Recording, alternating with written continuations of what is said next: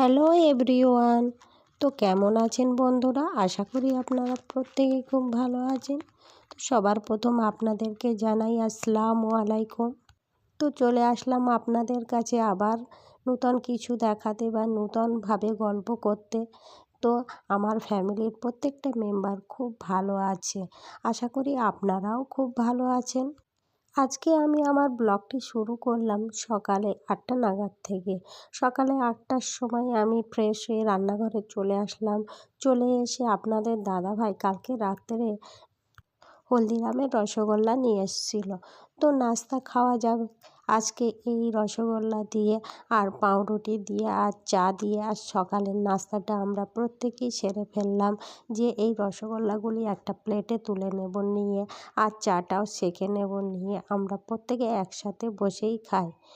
কখনো বা আলাদাও খাই, কিন্তু সবার আগে আমি চাটা খেয়ে নিই, তারপর ওদেরকে ডেকে দেওয়ার পরে একসঙ্গে আমরা বসে সকালের টিফিনটা সেরে নেই।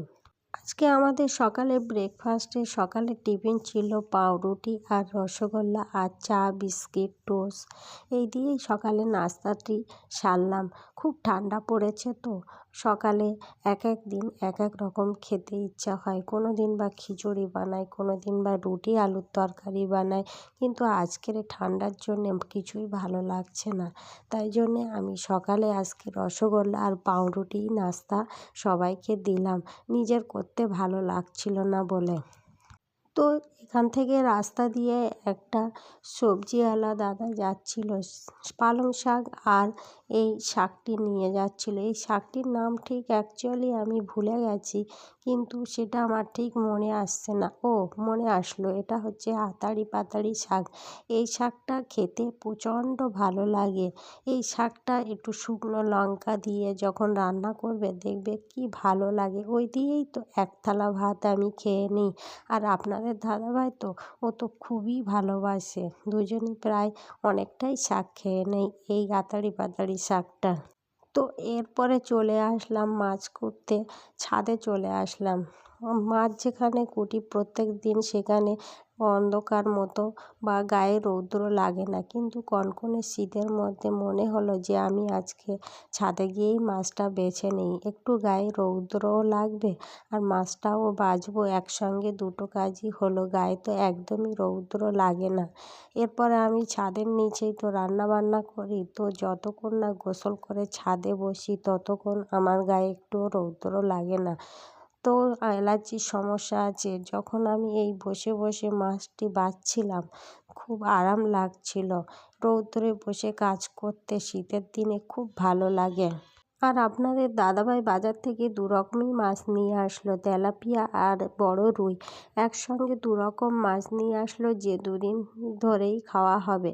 আর প্রত্যেক দিন ঠান্ডার সময় মাছ করতে বাছতে তো ভালোই লাগে না।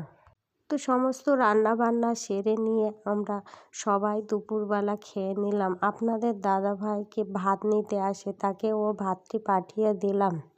তারপরে ভাত খেয়ে আজকের আর কোনো রেস্ট নেইনি, ছাদে গিয়ে বসেছিলাম। খুব ঠান্ডা পড়ছে তো মনে হচ্ছে রৌদ্রে থাকতে সারাদিনটাই তো ভালো লাগে, তাই ছাদে প্রায় বিকেল পর্যন্ত বসেছিলাম আর সবাই মিলে একসঙ্গে গল্প করছিলাম। তারপরে সন্ধে হয়ে আসলো। সন্ধ্যের পরে মাগরিবের নামাজের শেষে বাড়িতে আমি পাঁপড় ভাজতে শুরু করেছিলাম। কিছুদিন আগে বাজারে গিয়েছিলাম, তো এই কালারফুল পাঁপড়গুলি দেখতে পেয়েছিলাম, তো সঙ্গেই কিনে ফেললাম। এটা ছোটোবেলায় খেতে আমার খুব ভালো লাগতো।